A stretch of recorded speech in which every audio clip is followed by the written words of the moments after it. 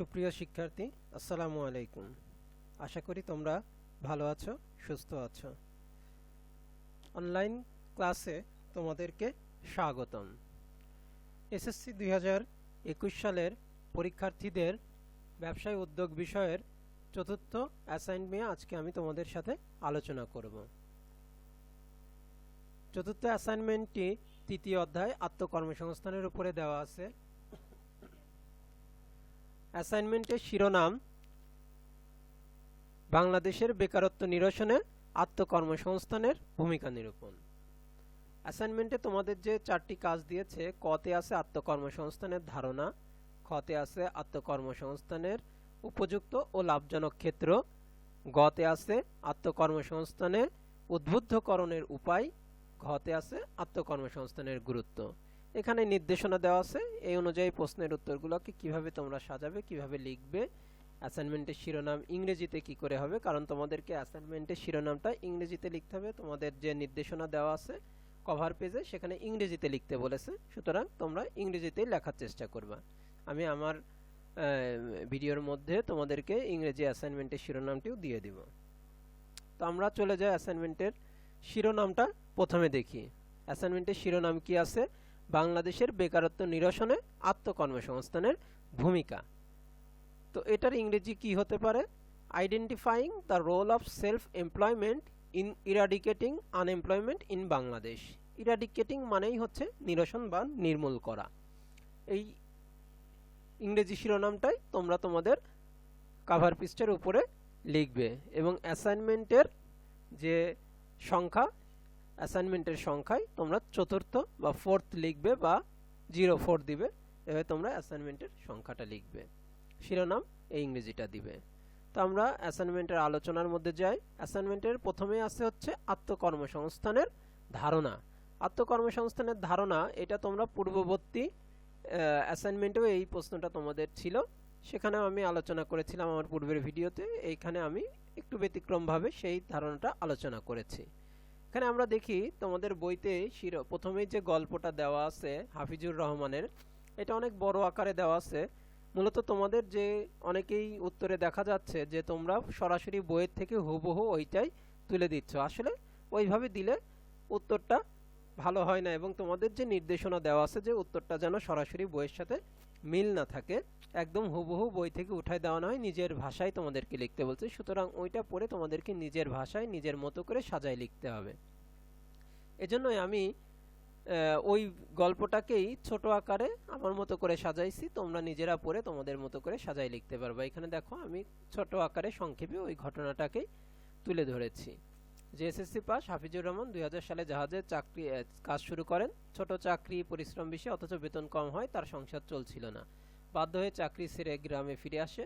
ওষুধ কোম্পানিতে চাকরি নেওয়ার চেষ্টা করে ব্যর্থ হলে তিনি বাড়ির আশপাশে পতিত জমিতে চাষ করার কথা ভাবতে থাকেন। পরবর্তীতে উপজেলা কৃষি অফিসারের পরামর্শে করলার চাষ শুরু করেন। করলার আয় দিয়ে তার পরিবারের সচ্ছলতা ফিরে আসে। শিক্ষিত চাষি হাফিজুর রহমান করলার পাশাপাশি নানা রকম সবজি আবাদ করে বেকারত্ব ঘুচিয়ে এখন স্বাবলম্বী, দারিদ্র্যকে করেছেন জয়। হাফিজুর রহমান একজন উদ্যমী কৃষক, তাই সে সফল হয়েছে, বা যা বেকার যুবকের জন্য অনুকরণীয়। অর্থাৎ আমি টোটাল এই গল্পটাকে ছোট সংক্ষেপ আকারে পুরা কথাটা যাতে আসে এইভাবে তুলে ধরার চেষ্টা করেছি। এরপরে কি আছে? আত্মকর্মসংস্থানের সংজ্ঞা দিয়েছি। এই সংজ্ঞাটা বইয়ে দেওয়া আছে, আমি বইয়েরটাই দিয়ে দিয়েছি, কারণ সংজ্ঞার জন্য আলাদা কোনো কিছু বইয়ের সাথে মিল থাকলে কোনো সমস্যা নেই, কারণ সংজ্ঞা একই হয়। সুতরাং এটা তারপরে তোমরা সংজ্ঞাটা লিখবে। তারপরেও আরেক কিছু উদাহরণ আমি আত্মকর্মসংস্থানের এইখানে তুলে ধরেছি, এগুলো বইতেই আছে, তোমরা এগুলাও দিতে পারো এবং আরো অন্যান্য উদাহরণ তোমরা ইচ্ছা করলে দিতে পারো। এইভাবে তোমরা আত্মকর্মসংস্থানের ধারণাটা ব্যাখ্যা করবে। প্রথমে একটা গল্পের মাধ্যমে কি আত্মকর্মসংস্থান জিনিসটা কি এইটা বোঝানোর চেষ্টা করা হয়েছে। এরপরে আত্মকর্মসংস্থানের সংজ্ঞা দেওয়া হয়েছে, তারপরে উদাহরণ, অর্থাৎ আত্মকর্মসংস্থানের ধারণা, উদাহরণস্বরূপ এইভাবেই তোমরা লেখার চেষ্টা করবে। এরপরে যে প্রশ্নটা আছে সেটা হচ্ছে আত্মকর্মসংস্থানের উপযুক্ত ও লাভজনক ক্ষেত্র।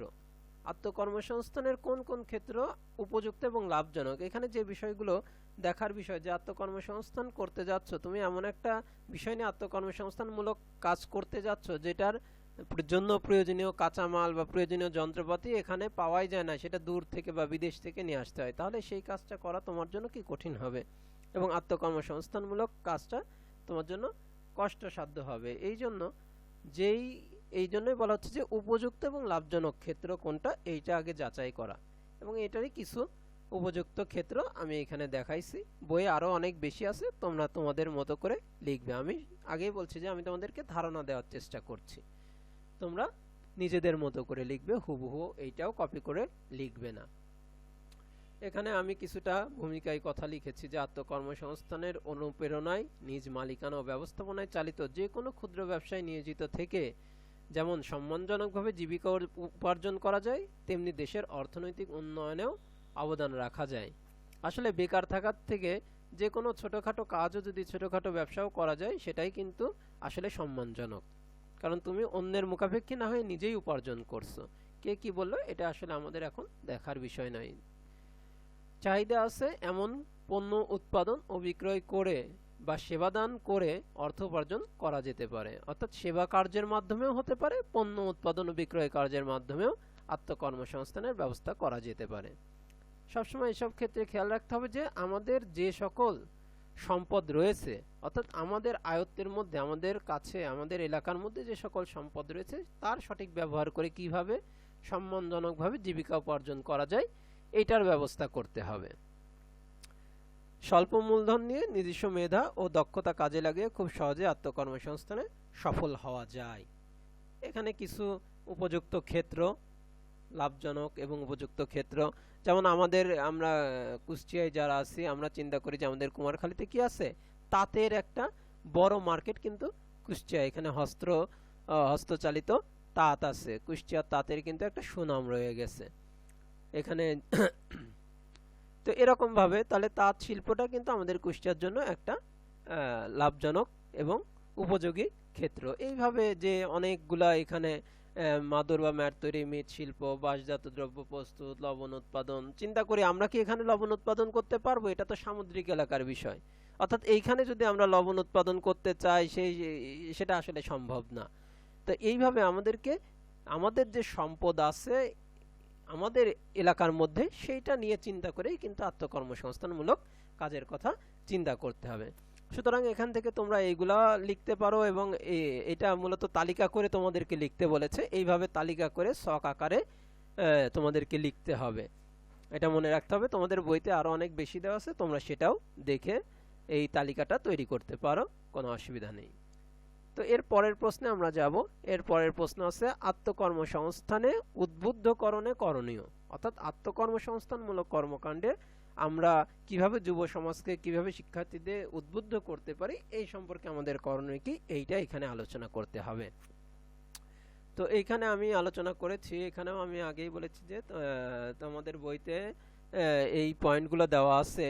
তোমাদের বইতে 7টি পয়েন্ট আলোচনা করা আছে, আমি এখানে 8টি আলোচনা করেছি, 8টি পয়েন্ট এখানে আলোচনা করেছি যে যার মাধ্যমে আত্মকর্মসংস্থানে উদ্বুদ্ধ করা যায়।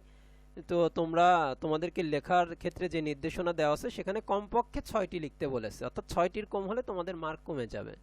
তোমরা যদি এখানে 4 মার্ক পেতে চাও তাহলে তোমাদেরকে কিন্তু 6টি কমপক্ষে লিখতেই হবে।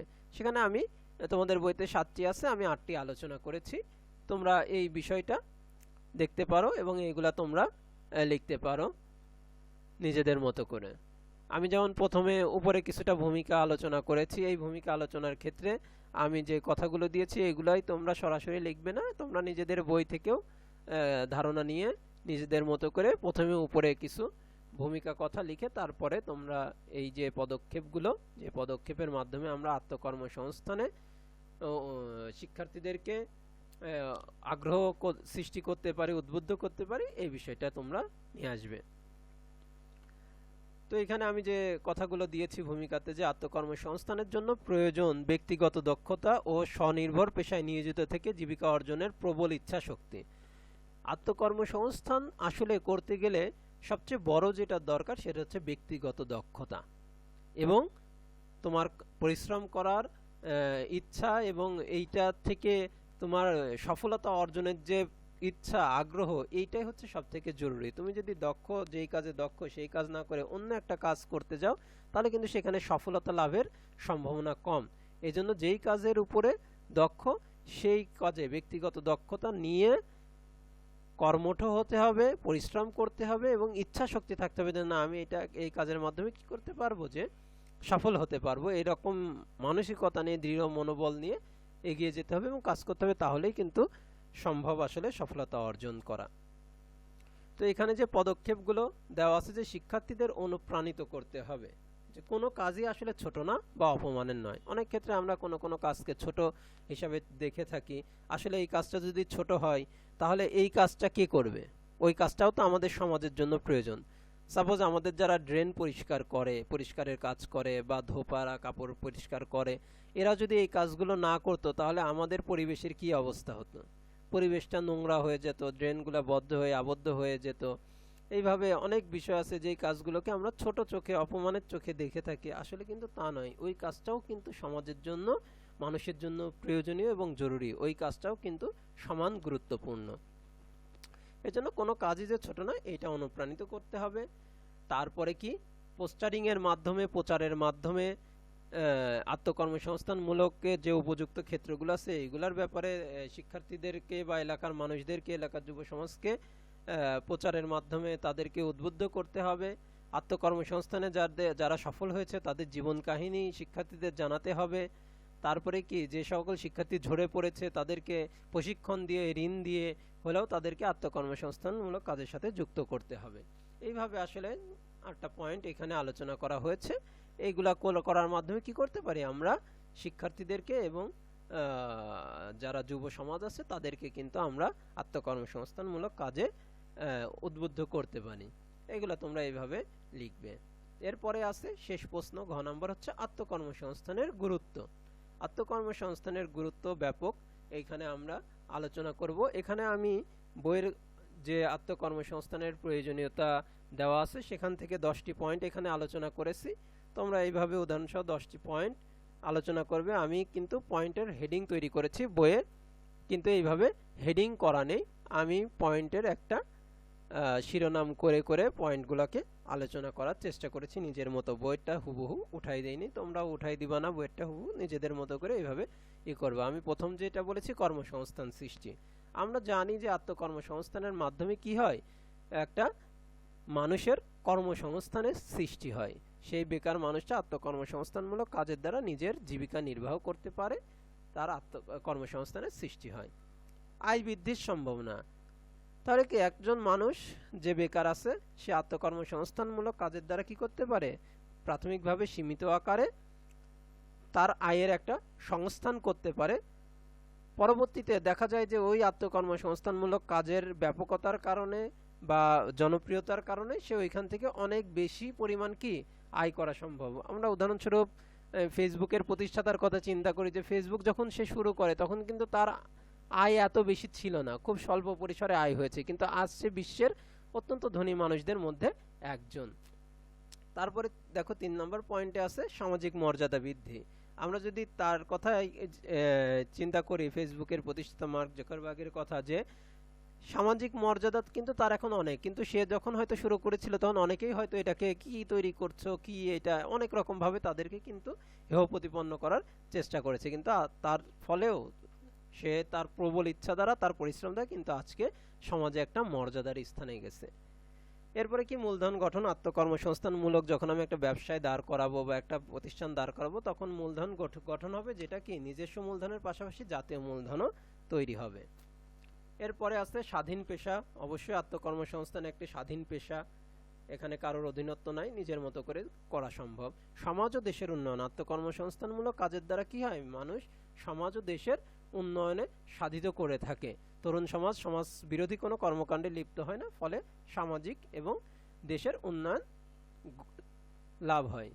বেকার সমস্যার সমাধান। অবশ্যই আত্মকর্মসংস্থানের মাধ্যমে কি করা সম্ভব, বেকারত্বের অভিশাপ থেকে দেশ ও জাতিকে মুক্তি দেওয়া সম্ভব। গ্রামীণ সমাজ ও অর্থনীতির উন্নয়ন। আত্মকর্মসংস্থানের মাধ্যমে গ্রামীণ সমাজে এবং গ্রামীণ অর্থনীতির উন্নয়ন নিশ্চিত করা সম্ভব। দেশপ্রেমে উদ্বুদ্ধকরণ। আত্মকর্মসংস্থানমূলক কাজের দ্বারা দেশপ্রেম বিদেশপ্রেম উৎসাহিত হয়, স্বেচ্ছাসেবকমূলক কাজে উৎসাহিত হয়, বয়স ভিত্তিক উপার্জন, কারণ আত্মকর্মসংস্থানের কোনো বয়স নাই, এই জন্য যে কেউ এই কাজের সাথে যুক্ত হতে পারে। সুতরাং